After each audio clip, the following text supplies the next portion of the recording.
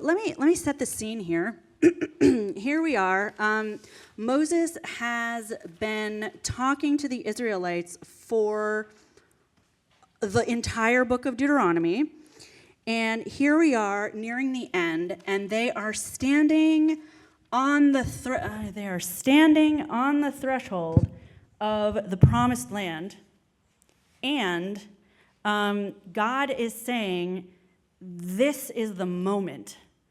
We're all here, all of you, from the highest to the tribal chiefs, to the officials, to the children, to the women, to the resident in your midst, to the water carrier, to the fire carrier. We're all here, and I am making this proclamation and this vow to you and everyone who comes after you. This is our covenant. I am fulfilling the promise that I made to your ancestors, Abraham, Isaac, and Jacob.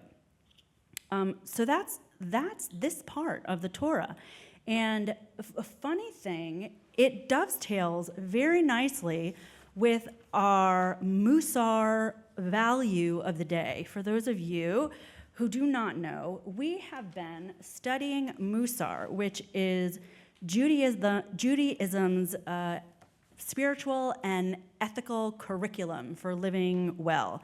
And we've been doing that in order to start our Cheshbon HaNefesh, the accounting of our soul, that we are going to be doing as we go into, Slichot tomorrow at Bernie's house. Thank you, Bernie. So how does truth have to do with this Torah portion that I just read? Very tricky. Please open up to your handouts, and you can read along. I'm going to read this dramatically, because that's what I'm going to do. Truth. This world can appear so unpredictable sometimes. Hurricanes, earthquakes, tsunamis, wildfires, and other natural disasters can and do strike at any moment. Your life can suddenly be overturned by illness or accident or financial setback. And most of all, there is the unaccountable cruelty, incompetence, and stupidity of people. A level-headed view of life seems to offer us every justification to be worried and anxious. Yet, the soul yearns to trust. No one wants to live with anxiety and worry. When I am in the place where trust runs strong, life is manageable. And when trust has slipped away, life is a difficult, daunting struggle. The soul trait trust actually doesn't just mean trust. It means trust in God. Including God in the definition may offer you some help, or it may bring on an additional challenge, depending on the role faith plays in your life.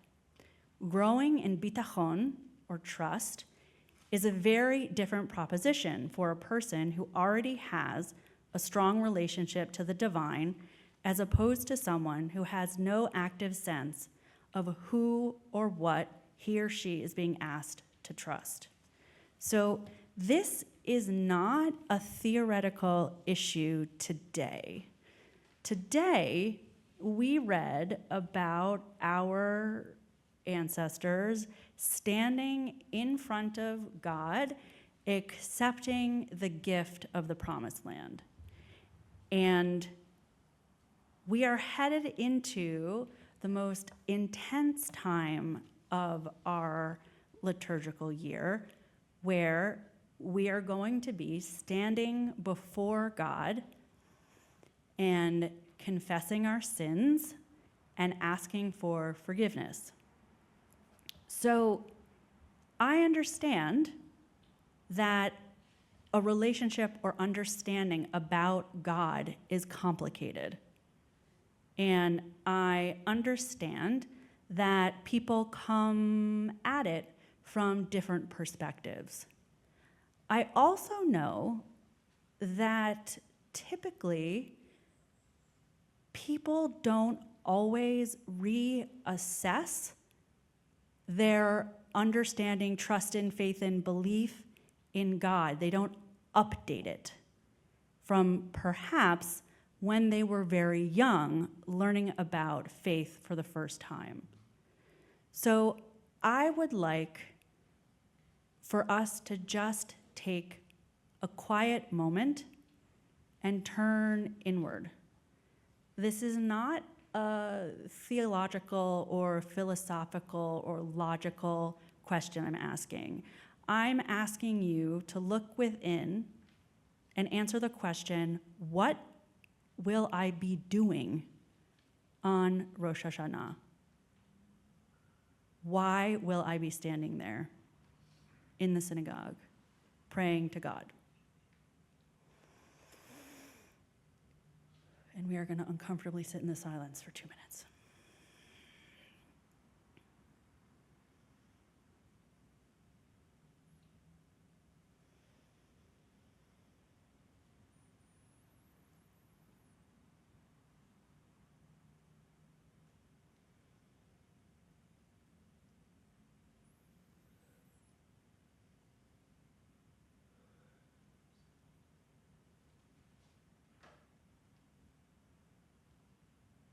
Did anyone actually do it? Actually look inside and try to answer the question, what is it that you're going to be doing on Rosh Hashanah? Yeah. Brian, did you come up with anything good? No, I tried with no answer. And that's fair. That's fair. Does anyone have anything that they want to share about what flashed into their mind, into their heart? Stan, go ahead. Respect for my mother and father and the community of Jews. Thank you. Yeah. Jill. Reflecting on the past year and hopeful that the new year will bring things to be better. Sure. Thinking about it all. Helen, you have always something interesting to say. Anything on God? There's a sense of stability. Mm-hmm. So I think, Helen, you're saying that when you think about God, you think about stability. Yeah, I think that that dovetails really closely with the idea of trust. Trusting in God and giving us the energy for resilience. So I planted him here. Yeah, absolutely. Trusting in God to give us resilience. Yeah. And regardless of Bernie, go ahead. Subject to being taken so many times, Mm-hmm. at least 9 times I could count. And every time I looked the good Lord in the eyes and said, I'm not ready yet, sir. Mm. And every time he said, you're right, I'm on back. I'm hoping that he lets me realize the end of next year until next Rosh Hashanah that I'm still here. Yeah, from your lips to God's ears, Bernie. I don't think we can top that, but I just want to offer a prayer to us that when we start, our official days of awe, when we're standing under the stars tomorrow night together, and when we're standing together in prayer on Erev Rosh Hashanah, that we can feel something. That's it. That we can feel something that feels true, that feels real, and hopefully feels transformative. Shabbat Shalom.